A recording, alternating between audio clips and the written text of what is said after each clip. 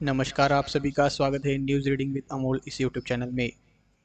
बांग्लादेश बांग्लादेश में शेख हसीना के पलायन के बाद यूएसए का हाथ सामने आ रहा है।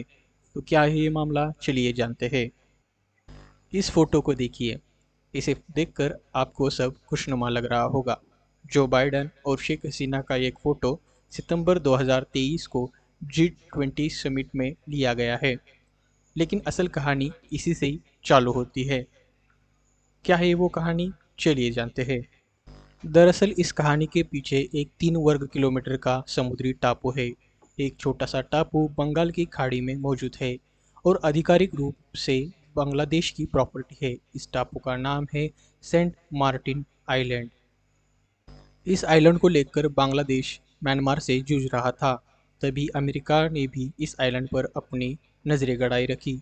अमेरिका ने बांग्लादेश पर दबाव डालना शुरू किया कि वो आइलैंड अमेरिका को दे दे, जिस पर वह सैन्य बेस निर्माण करेगा।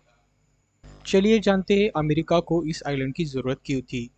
दरअसल शेख हसीना एक चालाकी कर रही थी। वो अमेरिका से सहयोग की बात करती थी और चाइनीज का निवेश लेती थी।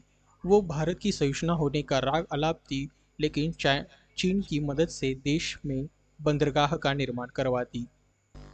लेकिन अमेरिका को चीन का दक्षिण एशिया में बढ़ता प्रेशर कुछ अच्छा नहीं लग रहा था।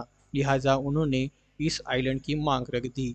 कहा जाता है कि अमेरिका ने कहा था कि अगर हसीना सरकार आर्मी बेस बनाने देते हैं तो उन्हें सत्ता में बने रहने में मदद करेंगी। हसीना सरकार भी बची भी रहती और अमेरिका साउथ एशिया में बड़ा कद बढ़ा देता। इसी घटनाक्रम के बीच तीन कहानियां सामने आती है। पहली, अमेरिका सरकार के सचिव डोनाल्ड लू ने बांग्लादेश के बाद एक 3 दौरे किए। दूसरी, आखिरी दौरा मई में हुआ और जिसमें लू बांग्लादेश के अलावा भारत और श्रीलंका भी गए। तीसरी, सीआईए ने बांग्लादेश के सरकार पर प्रेशर बनाने के लिए दो उग्रवादी संगठनों के साथ साठगांठ की, एक को की चीन नेशनल फ्रंट और United liberation front of Assam. इसी के बाद खबर आती है कि अमेरिका की बात न मानने वाली और चुनावी धांधली करवाने वाली शेख हसीना ने इस्तीफा दे दिया है और वो बांग्लादेश छोड़कर भाग गई है।